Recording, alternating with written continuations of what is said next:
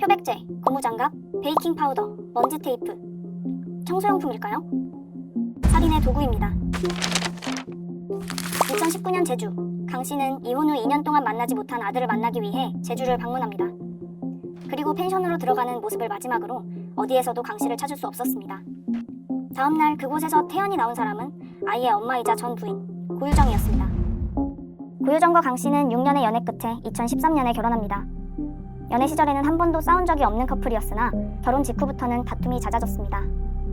강 씨가 대학원에서 박사과정을 진행하는 동안 아이가 태어났는데 고유정은 육아와 경제적인 부분에서 불만을 갖게 됩니다. 화가 나면 물건을 던지고 흉기까지 들면서 분노 조절 장애가 있는 듯한 모습을 자주 보이게 됩니다. 강 씨는 점차 심해지는 고유정의 폭력에 결국 이혼을 하게 되고 경제적인 상황 때문에 아이의 양육권은 고유정이 갖게 됩니다. 그러나 고유정은 아이에게 무책임했고 이혼 5개월 만에 재혼을 한 고유정은 아이를 친정인 제주에 홀로 남겨두고 새 남편과 살기 위해 청주로 떠납니다. 그런데 설상가상으로 재혼한 남편과도 사이가 악화되는 사건이 발생합니다. 어느 날 저녁 새 남편과 4살짜리 의붓아들은 고유정이 준비한 카레를 먹자마자 잠이 들었는데 다음날 아침 의붓아들이 사망한 채 발견된 것입니다. 경찰 조사 결과 의붓아들은 오전 5시경 압박에 의한 질식으로 사망한 것이었고 새 남편은 3가지 이유로 고유정을 의심하게 됩니다. 아이 사진을 메신저 프로필에 올린 일로 고유정이 화를 냈던 점, 고유정만 카레를 먹지 않은 점, 오전 5시경 고유정이 깨어 있었던 점. 그러나 확실한 증거는 없었습니다. 한편 이혼 후 지속적으로 아이를 만나고 싶어하던 강 씨는 결국 소송을 통해 이혼 후 2년 만에 처음으로 아이를 만나게 됩니다.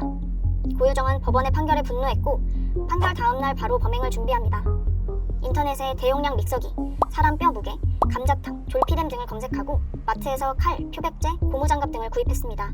그리고 2주 뒤 제주의 한 펜션에서 만나게 된 강 씨와 아들은 즐거운 시간을 보내고 있었습니다.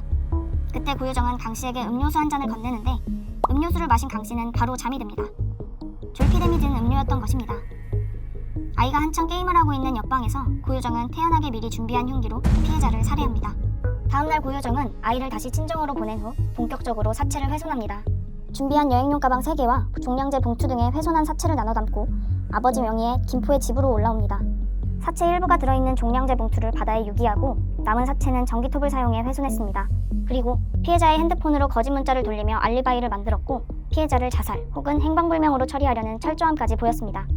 그러나 고유정은 곧 덜미를 잡히고 맙니다. 피해자 강 씨의 동생이 경찰에 실종 신고를 했고 직접 CCTV 영상을 경찰에 찾아주면서 사건의 용의자로 고유정을 지목합니다. 이후 경찰은 그녀의 집, 차 등에서 범행에 사용된 흉기 및 혈흔 등을 발견했고 결국 고유정은 범행 7일 만에 경찰에 의해 긴급 체포됐습니다.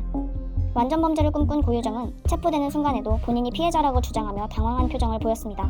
경찰은 고유정의 범행 과정이 너무 잔인해서 구체적으로 공개할 수 없다고 발표했고 이런 잔혹한 범행을 저지르고도 태연하게 자신은 억울한 피해자라고 호소하는 고유정을 보고 국민들은 큰 충격과 분노를 느꼈습니다.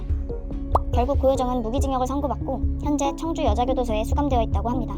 4년 전 2019년 5월 27일 오늘은 고유정 전 남편 살인사건이 일어난 날입니다.